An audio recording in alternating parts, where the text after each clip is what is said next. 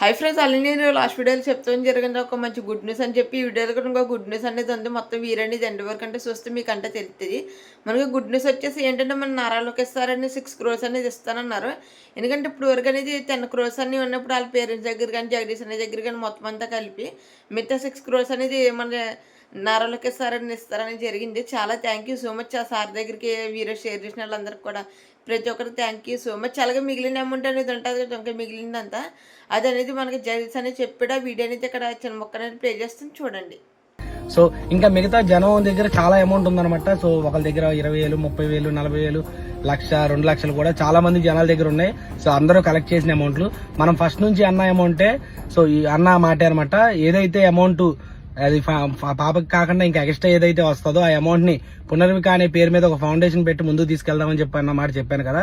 So దాని ఉద్దేశంతో so అన్ని ఏరియాల్లో ఉన్న అమౌంట్లన్నీ కూడా కలెక్ట్ చేస్తాం జరుగుతుంది.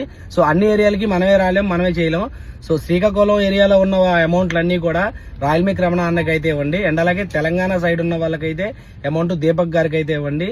సో ఒక్కొక్క ఏరియాలో ఉన్న అమౌంట్లన్నీ కూడా ఆ ఏరియాలో ఉన్న ఇన్ఫ్లుయెన్సర్స్ అండ్ అలాగే ట్రస్టబుల్ పర్సన్స్ కి అయితే అమౌంట్ ఇచ్చి ఇది అయితే ముందు తీసుకెళ్లాలనుకున్నా. నేను ఇప్పుడు దాకా అయితే రాయల్మిక్ రమణ అన్న అండ్ అలాగే దీపక్ గారు అండ్ అలాగే మేము ముగ్గురు అయితే ఈ అమౌంట్ అయితే మొత్తం అయితే కలెక్ట్ చేద్దాం అనుకుంటున్నాం.